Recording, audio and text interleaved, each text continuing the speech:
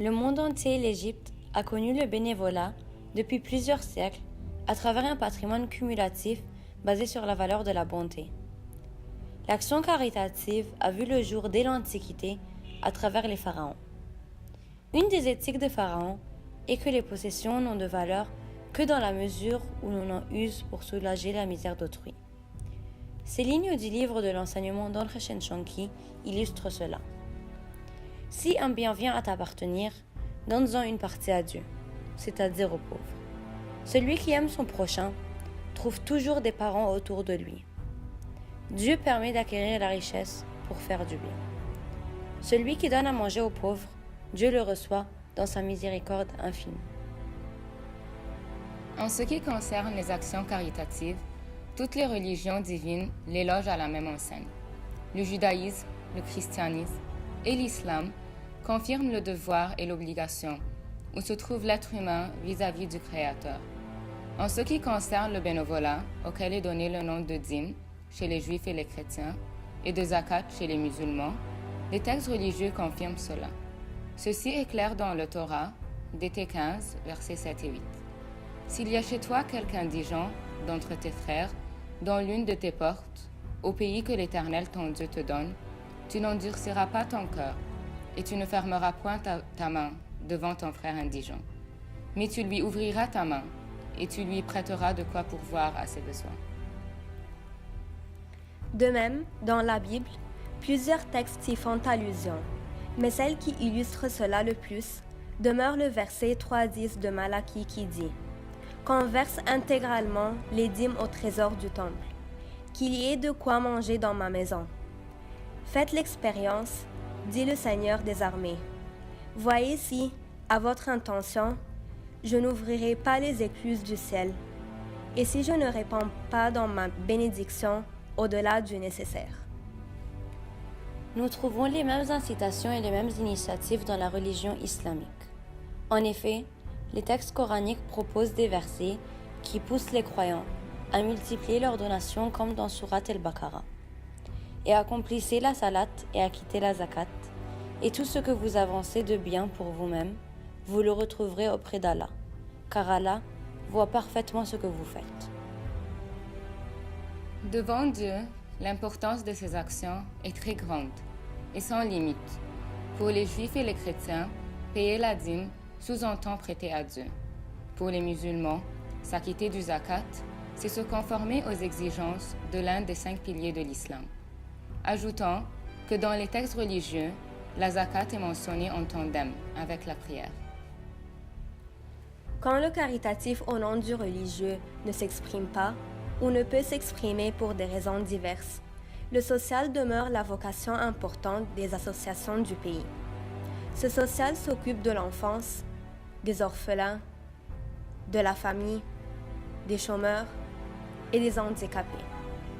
Il faut attendre l'avènement de l'Égypte moderne, sous Mohammed Ali, pour que commence une législation civile qui s'appliquera aux activités caritatives du pays. L'histoire des associations caritatives a pris plusieurs phases d'évolution en Égypte. La phase de démarrage, entre 1821 et 1918. La première association caritative en Égypte date de 1821, sous le nom de l'Association grecque à Alexandrie. De son nom, elle s'occupait de la communauté grecque à Alexandrie, considérée comme la mère des communautés.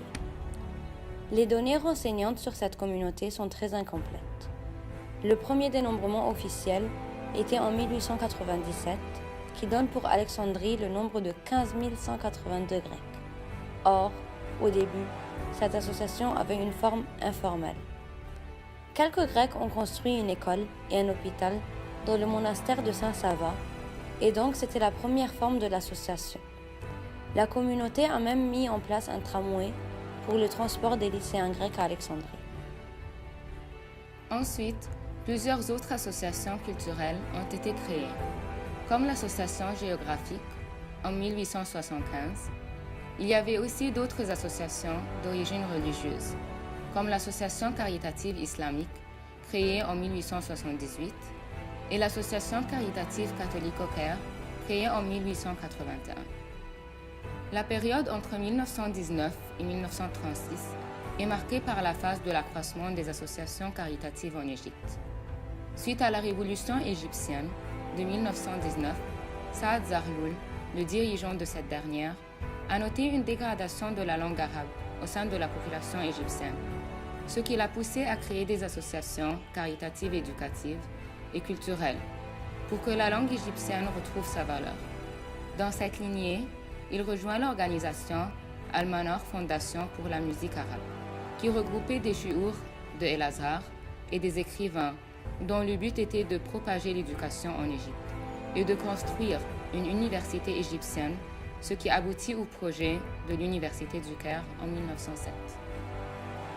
Dans certains pays qui connaissaient un secteur privé puissant, composé d'industriels, de commerçants et de grands propriétaires terriens, comme en Égypte, le travail associatif a été dominé dans les années 30 et 40 par la figure de l'association de charité, fondée par les classes supérieures qui voulaient apporter quelques correctifs aux énormes inégalités sociales.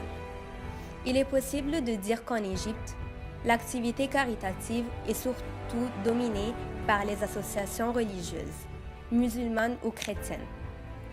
Ce phénomène n'est pas nouveau, mais les années 70 et 80 ont vu une extension des associations sur le plan national. Avec l'émergence du capitalisme par le président Sadet, les inégalités sociales s'accentuent, du fait du désengagement de l'État égyptien de certains services sociaux de base. Cela entraîne la forte multiplication des associations caritatives dont le nombre atteint 16 800, regroupant 3 millions de bénévoles. Les premières associations dans le sens moderne du terme, nées à la fin du XIXe siècle, mettaient au cœur de leur mission le travail caritatif et social, notamment l'éducatif et le sanitaire. Cette donnée n'a pas disparu et elle continue à mobiliser jusqu'à aujourd'hui les énergies associatives et à sensibiliser les citoyens. Les modalités de ce travail social sont multiples. Certaines associations sont généralistes et offrent une multiplicité de services et d'aides sur la base d'un quartier ou d'une région. Ces services vont de l'envoi mensuel d'argent à des familles dans le besoin, jusqu'à la construction de dispensaires et d'hôpitaux, en passant par la fondation d'écoles, l'organisation de cours de soutien scolaire, de cours de formation professionnelle, etc. D'autres associations se préoccupent de catégories spéciales de la population, comme les orphelins, les personnes âgées, les handicapés, les femmes, etc.